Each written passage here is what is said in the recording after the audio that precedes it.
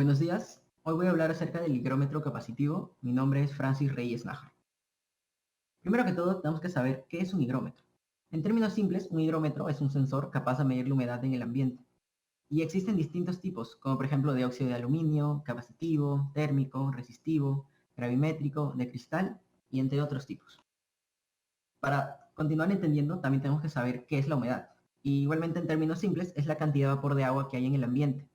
Y es importante, pues tiene un gran efecto en nuestro ambiente como tal, y medirlo nos permite controlarlo y conocer sus efectos.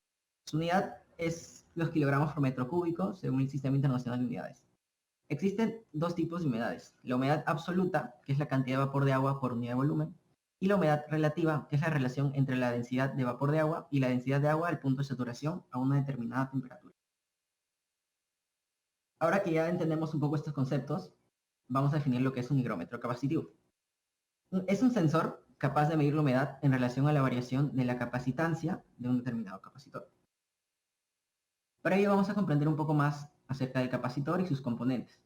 El capacitor consta de dos placas, que son materiales conductores, y un material aislante, que suele ser un polímero dieléctrico.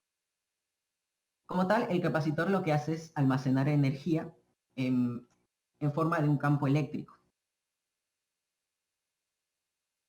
Ahora vamos a ver un poco más acerca de las fórmulas que nos permiten analizar los capacitores.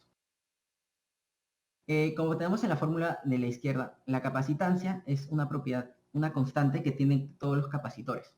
Y esta está determinada por la siguiente fórmula. S es la capacitancia, E sub 0 es la permitividad del vacío, que es una constante, E sub R es la permitividad relativa, que eso varía de acuerdo al material dieléctrico, y la distancia D es la distancia entre las placas y A es el área de la placa. Ahora bien, en estos casos casi todos los conocemos, incluyendo la permitividad relativa, como es en el caso de los capacitores, que no varían. Sin embargo, justamente es en esta variable en la que nos vamos a enfocar, pues hay distintos tipos de materiales dieléctricos que pueden variar su permitividad relativa de acuerdo a factores ambientales, temperatura, entre otros. Por otra parte, en la fórmula de la derecha, tenemos la relación entre la capacitancia, la carga eléctrica almacenada y la diferencia del potencial aplicado. Normalmente en un sensor como este, lo que tendríamos es una diferencia de potencial aplicada constante. Como tenemos una capacitancia variable, lo que vamos a obtener es una variación en la carga eléctrica almacenada. Ahora vamos a ver justamente cómo funcionan estos capacitores, que pueden variar de acuerdo a la humedad que hay en el ambiente. Como podemos ver aquí, en el caso donde la humedad en el ambiente es muy fuerte, lo que tienen los materiales es una porosidad, tal que la humedad en el ambiente, o sea, las moléculas de agua son capaces de ser absorbidas por el material dieléctrico y así variar su capacitancia. Esto porque varía la permitividad del material.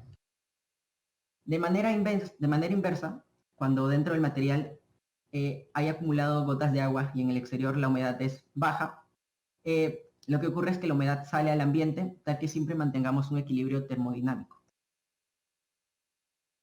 Esto lo podemos ver también de otra forma, relacionando la humedad relativa y la capacitancia. Por lo que podemos ver es que a medida que aumenta la humedad relativa, de igual medida o en el mismo sentido lo hace la capacitancia.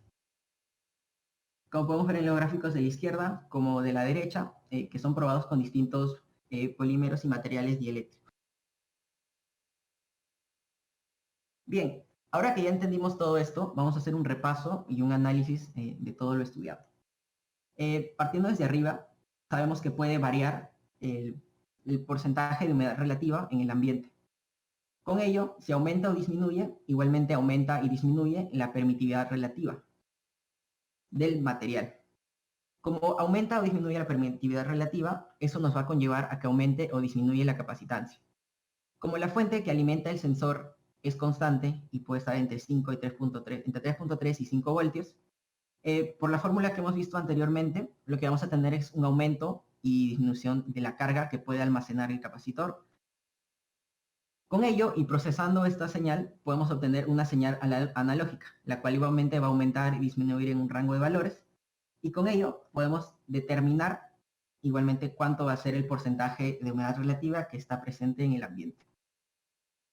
Ahora que hemos entendido cómo funciona el higrómetro capacitivo, vamos a pasar a ver sus aplicaciones.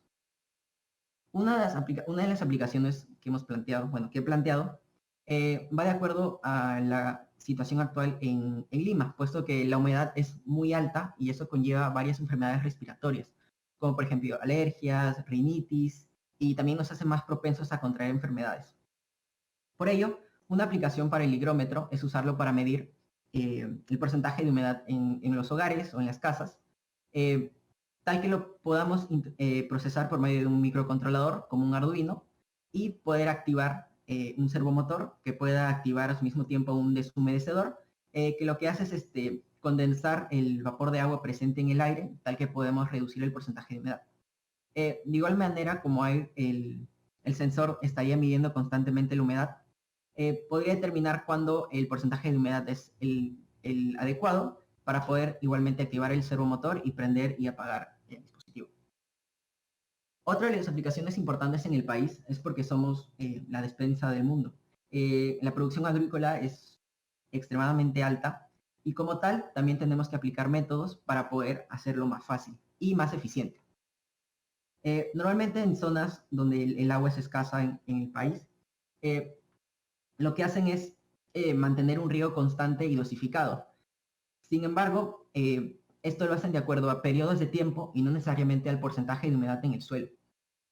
Por ello lo que he planteado es igualmente poder utilizar el sensor de humedad y colocarlo en los fundos donde tienen las frutas, verduras, y poder medir constantemente la humedad en determinadas regiones de las hectáreas que haya.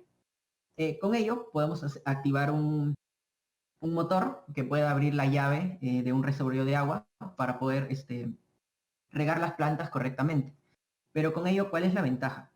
Que ya no necesitamos hacer un riego constante y predeterminado, sino podemos automatizar el riego tal que siempre se riegue cuando la humedad en el suelo sea la adecuada. Con ello estaríamos ahorrando agua y también mucho dinero para los productores. Como última aplicación, también podemos utilizar este sensor en las cadenas de fábrica de comida en la industria alimentaria, como por ejemplo en la industria de galletas. ¿Y por qué esto es importante? Porque, por ejemplo, como la humedad es muy alta acá en el Perú, eh, sobre todo en Lima, en las fábricas de galletas o de otros alimentos, la humedad interna también va a ser alta. En el caso de galletas, antes del empaquetado, cuando la humedad es alta tienden a absorber y pierden su rigidez y adquieren una consistencia que no es adecuada o no le gusta al consumidor.